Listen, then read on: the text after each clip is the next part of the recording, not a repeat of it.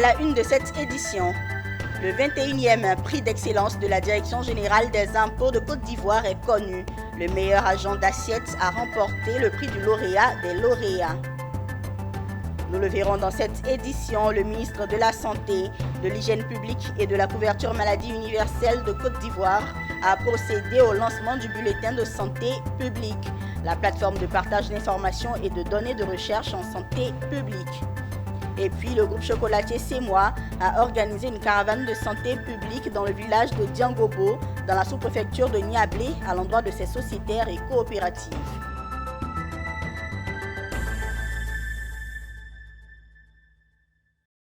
Bienvenue à tous pour le rendez-vous de l'actualité sur Business 24 Africa. Ouvrons cette édition avec le 21e prix d'excellence de la Direction générale des impôts de Côte d'Ivoire. Le palais des congrès du Sofitel Hôtel Ivoire d'Abidjan a connu son dénouement ce mercredi 19 juillet 2023. Cette édition, placée sous le parrainage du président de la Cour des comptes de Côte d'Ivoire et la présidence du ministre du Budget et du portefeuille de l'État, a vu le meilleur agent d'assiette obtenir le prix du lauréat des lauréats. Reportage de Philippe Zabo et Doumbia Ayouba. Kadjo Nanouma Justine épouse Agnero. Touré Massagné. Kouyaté Massata épouse Koulibaly. Attaché de direction. Cabinet de Madame le directeur. Ils sont connus, les héros et héroïnes des services de la grande famille des impôts de Côte d'Ivoire. Après avoir sélectionné 8 lauréats sur 24, le jury a finalement porté son choix ultime sur Dibi Serge Désiré. Un choix qui a étreint d'émotion le distingué. Alors, bien heureux celui qui m'aurait dit dès le départ. Je n'ai jamais pensé que je serais là aujourd'hui. Tout ce que j'avais à faire, c'était juste de faire le travail, de faire mon job, comme on le dit, bien, avec abnégation. Et puis bon, comme on le dit toujours, le travail se remarque. Avant le délibéré, ouvrant la série d'allocutions, le directeur général des impôts a replacé le prix dans son contexte en rappelant à l'auditoire les objectifs du choix du thème de la cérémonie. La 21e édition du prix d'excellence de la Direction générale des impôts a pour thème, cela a été rappelé dans le film institutionnel, Plan stratégique DGI 2022-2025, un outil de gouvernance inclusive. Continuant les allocutions, le président de la cérémonie a exhorté le jury à ouvrir le prix aux contribuables. Je voudrais encourager la Direction générale des impôts à viser également la récompense de ses meilleurs contribuables et des entreprises citoyennes, car sans eux, il n'y a pas de meilleurs agents. Alors cela permettra, par le jeu de la saine émulation, d'améliorer la conformité fiscale dans notre pays. Quant au parrain, il a simplement rappelé l'opportunité du choix de sa personne pour parrainer cette cérémonie. Nous célébrons aujourd'hui des services et des agents de l'administration des impôts qui ont eu le mérite d'obtenir des distinctions. Au regard de l'objet qui nous réunit en ce jour, l'on comprend mieux que le choix porté sur ma personne n'est pas fortuit. La 21e édition du prix d'excellence de la Direction générale des impôts avait pour thème Plan stratégique DGI 2022-2025, un outil de gouvernance inclusif. Dans le cadre des activités du projet d'appui à la gestion économique et financière, il s'est ouvert ce mardi 18 juillet 2023 un séminaire de présentation des simulations de politique économique avec le modèle macroéconométrique. L'objectif du séminaire est de faire la présentation générale du modèle et des principales utilisations. Séminaire à l'attention des agents de la Direction générale de l'économie. Nicolas Angwa et Pierre Tebeu pour plus de détails. Le modèle macroéconométrique multisectoriel dont il est question dans ce séminaire est un modèle de croissance conçu pour les projections à court terme, mais surtout pour le cadrage à moyen et long terme. Il permet d'évaluer les effets des politiques macroéconométriques et sectorielles sur les perspectives macroéconomiques, mais aussi les développements sociaux. Par exemple, si l'État de Côte d'Ivoire décidait une augmentation du prix du mètre cube d'eau Le modèle lui permet à l'État de recenser tous les secteurs qui pourront être impactés par cette augmentation et contrôler les effets induits. Il faut dire que le modèle macroéconométrique des prévisions, c'est un modèle, un système qui permet de pouvoir regarder un peu, lorsqu'il y a des événements importants qui se produisent, quelles peuvent être les conséquences sur l'ensemble de l'économie. Donc, pour cela, on essaie de mettre en relation différentes variables économiques, par exemple la main-d'œuvre, la production, les capitaux, etc. Bon, comment tout cela va être affecté et quelles peuvent être les conséquences sur les revenus des gens, sur le niveau de vie, sur le taux d'inflation, etc. et autres. C'est un modèle macroéconométrique. L'une des utilisations escomptées de ce modèle macroéconométrique multisectoriel est sa capacité d'analyse macro-budgétaire et le suivi des mesures, réformes et politiques de développement telles que les programmes, les plans nationaux de développement PND. Puis la directrice générale de l'autorité de régulation des télécommunications de Côte d'Ivoire, ARTCI, a procédé à la présentation officielle de l'Observatoire cartographique des données des réseaux de télécommunications de Côte d'Ivoire ce 19 juillet 2023 au siège de l'institution à Abidjan, un outil technologique d'information géographique qui sert aux utilisateurs l'état de couverture réseau en Côte d'Ivoire. Philippe Zabo, Ismaël Doza.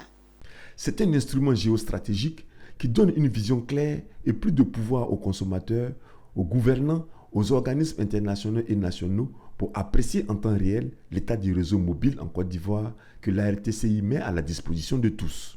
Grâce à l'Observatoire de la cartographie des données réseau de télécommunications, on pourra connaître les zones couvertes ou non par chaque opérateur mobile, les populations atteintes par la couverture et par quel type de technique, c'est-à-dire 2G, 3G ou 4G. De mettre à la disposition du public, mais également des bailleurs de fonds et également du gouvernement, les données nécessaires sur la couverture de réseau de télécommunications des opérateurs.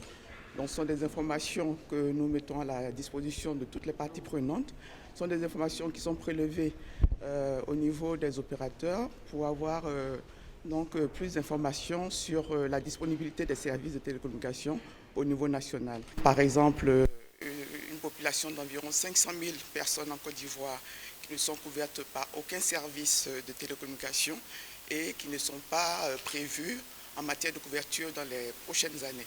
Donc, ce sont des informations importantes à mettre à disposition de toutes les parties prenantes, comme je disais, pour permettre aux consommateurs notamment de faire des choix sur les opérateurs. Les utilisateurs gagnent à terme plus de pouvoir, comme je l'ai dit. Les utilisateurs changeront leurs habitudes.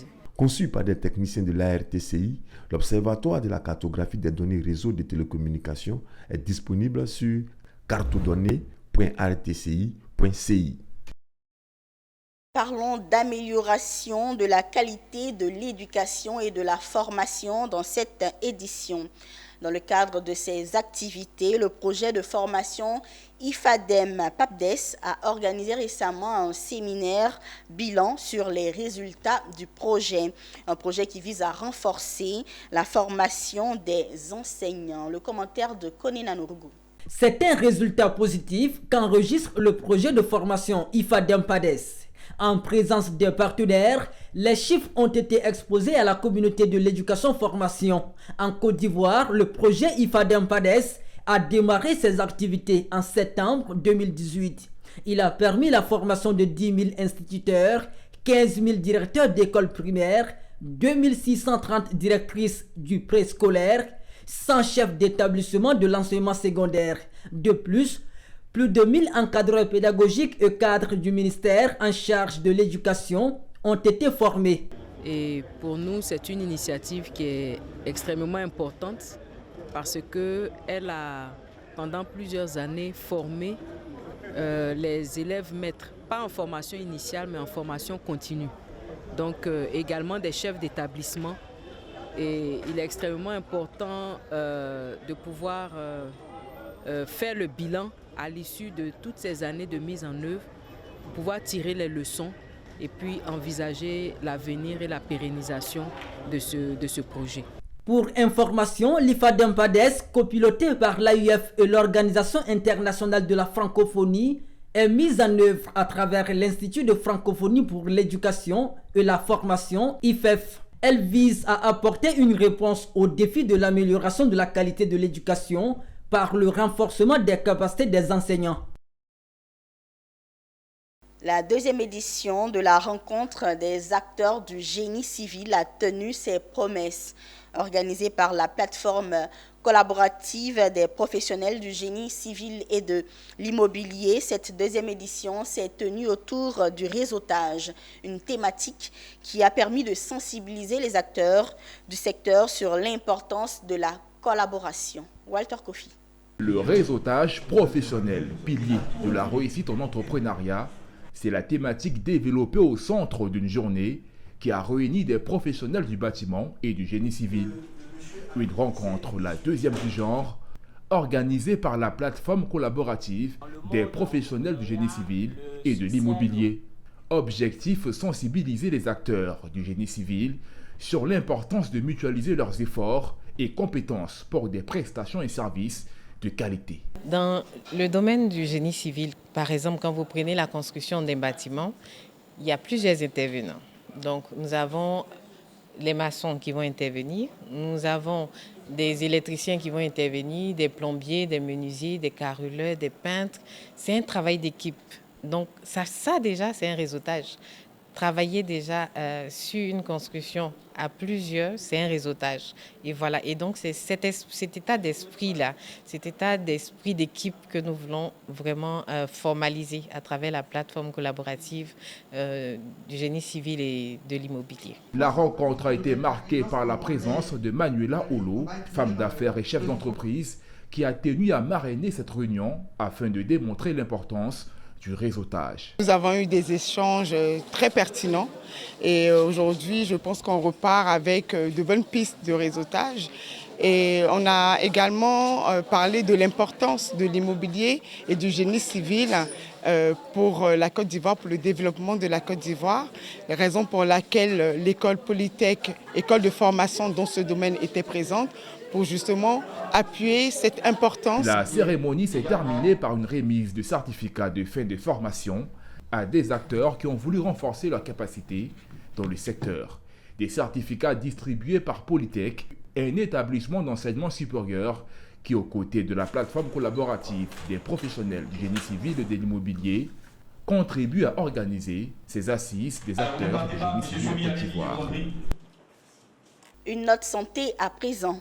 Le ministre de la Santé, de l'Hygiène publique et de la couverture maladie universelle de Côte d'Ivoire, Pierre Demba, a procédé récemment au lancement du bulletin de santé publique de Côte d'Ivoire, BSP.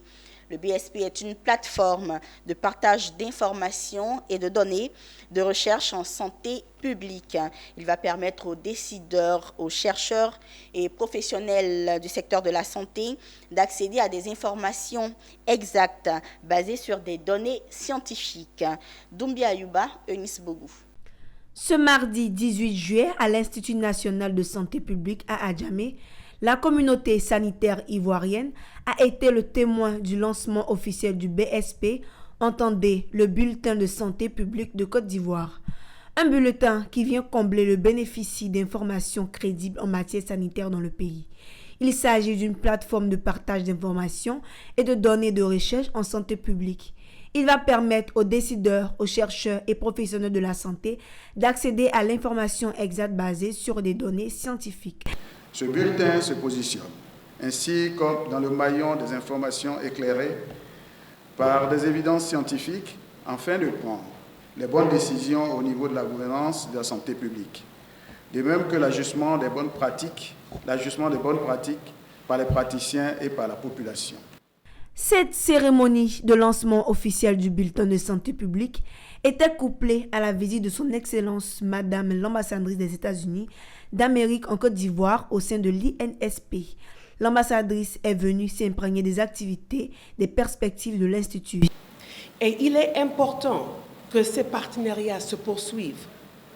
Nous sommes investis dans les partenaires ivoiriens pour investir dans les personnes, la paix et la prospérité par la BIA de la santé.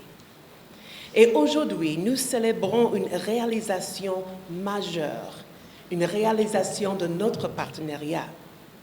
Les bulletins de santé publique sont utilisés dans le monde entier. Rappelons que le comité de gestion du bulletin de santé publique est basé à l'Institut national de santé publique. Il a pour mission de superviser les travaux de production du BSP et d'organiser la collecte, le traitement et la production de données. Et puis l'amphithéâtre de l'Institut national de formation des agents de santé, INFAS, a accueilli la cérémonie de passation de flambeau entre la 2e et la 3e promotion des inspecteurs de soins. Le rôle de ces inspecteurs sortants est de veiller à la qualité des soins et à la sécurité des patients dans tous les établissements sanitaires de Côte d'Ivoire. Pierre Tebeu et Valentin Kra étaient présents à cette cérémonie pour Business 24 Africa. Ils sont 75 auditeurs, dont 40 femmes et 35 hommes, issus de la 2e promotion des inspecteurs de soins, à recevoir leur diplôme ce jeudi.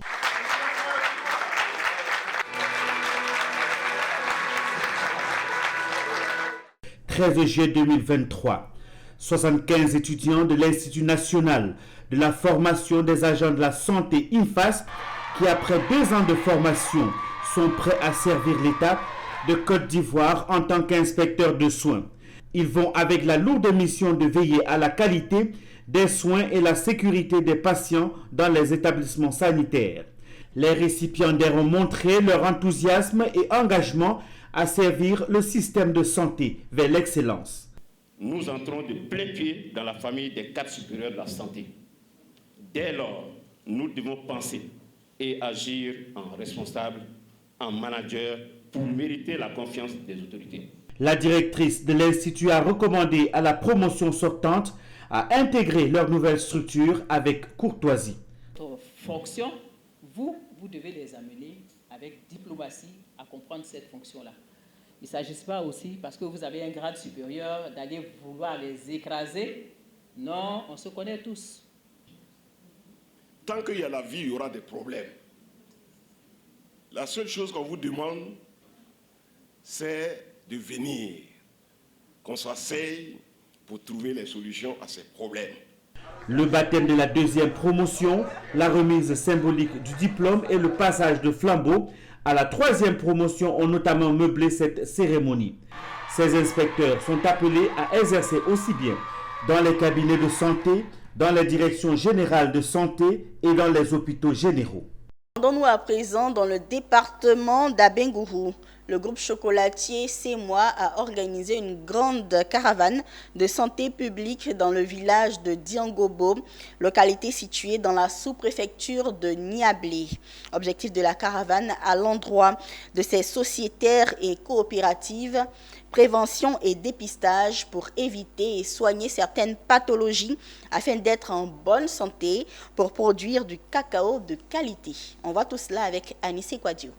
Diangobo, localité située dans la sous-préfecture de Niablé, département d'Abengourou. Ici, les populations sont essentiellement paysannes. La culture de rente, c'est le cacao. Pour qu'il y ait du bon chocolat sur les différents marchés, il faut des producteurs en bonne santé. D'où la campagne de sensibilisation, de prévention et de dépistage de certaines pathologies telles que l'hépatite virale, B et C, diabète, le VIH-Sida, l'hypertension et le paludisme à travers la caravane de santé Côte d'Ivoire initiée par le groupe chocolatier CEMOI vis-à-vis de ses sociétaires et des coopératives partenaires. CEMOI, c'est un producteur de produits de cacao, chocolatier. Et pour faire du chocolat, on a besoin de fèves de qualité. Et pour faire du bon, je ne peux pas avoir du bon chocolat ou de bonnes fèves sans de bons planteurs et des planteurs sains. Donc pour nous, il était important qu'on puisse s'intéresser à la santé et de nos populations qui nous accompagnent. C'est important que les coopératives qui nous accompagnent, que les planteurs et même les populations environnantes se portent mieux. Au-delà des sociétaires et des coopératives partenaires au groupe chocolatier CEMOI, ce sont les populations de Diangobo qui ont bénéficié de cette opération de dépistage contre ces différentes pathologies, qui ont également profité pour faire leur bilan de santé. Pour que nous puissions produire, il faut être en bonne santé. Et s'ils ont pensé à nous, vraiment c'est une bonne chose. Et ça nous va droit au cœur. Et nous remercions la CEMOA. Nous les planteurs, nous sommes très contents de cette caravane de santé que CEMOA a mise en place pour nous aider. Ça va nous aider à pouvoir produire du cacao de qualité. Un tel geste de portée humanitaire salué par le chef du village de Diangobo qui voit en cela une opportunité de bien-être pour ses populations. Merci à CEMOA parce que c'est un partenaire fiable. Qu'il fasse davantage pour que la population de Diangobo et toute la population de la Côte d'Ivoire où CEMOA est implanté soit d'une population très saine et bien portante. Le groupe CEMOA accompagne les planteurs depuis les champs de production du cacao jusqu'à sa transformation en produit fini. La structure a été créée en 1996 et a pour vision principale le bien-être de ses producteurs afin d'offrir un cacao de qualité aux consommateurs. Direction San Pedro. Le Comité national de la zone de libre-échange continentale africaine, CNZLECAF, et ses partenaires a initié la 3e étape des consultations nationales relatives à l'appui à la promotion de la participation des femmes au commerce transfrontalier dans le cadre de la ZLECAF en Côte d'Ivoire. État des lieux de la ZLECAF en Côte d'Ivoire, enjeux et opportunités pour les femmes dans le commerce, tels étaient les points au centre de cette rencontre. Zénab Dosso. Le Comité national de la zone de libre-échange continentale africaine, CNZLECAF, fait œuvre utile par sa proximité. À San Pedro, les femmes entrepreneurs de la ville balnéaire et portuaire n'ont pas voulu se faire compter la rencontre. Elles ont répondu à l'invitation du Conseil national de la zone de libre-échange continentale africaine. L'objectif est de recueillir les préoccupations des femmes et connaître les défis réels auxquels elles sont confrontées dans l'exercice de leur activité pour en faire mention dans le protocole qui leur est dédié. Occasion également pour le CNZLECAF de mieux présenter aux femmes entrepreneurs de San Pedro l'état des lieux de la ZLECAF en Côte d'Ivoire, ses enjeux et opportunités pour les femmes dans le commerce. L'activité qui nous réunit ce matin consiste à identifier les contraintes et les besoins des femmes dans le cadre du commerce transfrontalier. Et ceci pour soutenir la Côte d'Ivoire dans le cadre des négociations en cours du protocole de la ZLECAF pour le commerce par les femmes et les jeunes. La coopération allemande donc appuie le Comité national de la zone de libre-échange continentale africaine pour tout ce qui est négociation et mise en œuvre de l'accord sur la zone de libre-échange continentale africaine. Ici, l'objectif qui est recherché, c'est à travers des discussions que les femmes soient sensibilisées sur les opportunités de la ZLECAF, mais qu'elles puissent aussi nous faire un retour. Pour l'opportunité offerte aux femmes de San Pedro, de renforcer leurs capacités sur tous les instruments du comité de l'accord ZLECAF. Notons que cette activité du Comité national de la zone de libre-échange continentale africaine s'est faite avec l'appui technique et financier de la GIZ et sous le leadership du ministère du Commerce, de l'Industrie et de la Promotion des PME en collaboration avec le ministère de la Femme, de la Famille et de l'Enfant. Parlons culture avant de refermer cette édition. Du 8 au 14 août 2023 se tiendra à Jacquesville, dans le département des Grands Ponts, la 5e édition du Festival des 3A. Il est un rendez-vous annuel qui promeut la richesse culturelle des peuples frères, notamment les Aladjans, les Haïzis et les Akouris. En prélude à cette messe culturelle, le commissariat général du Festival des 3A a sonné la mobilisation. Le commentaire de Mondésir Nascimento. À Jacquesville, à une 60aine de kilomètres d'Abidjan, se tiendra du 8 au 14 août 2023 la 5e édition du Festival des 3A.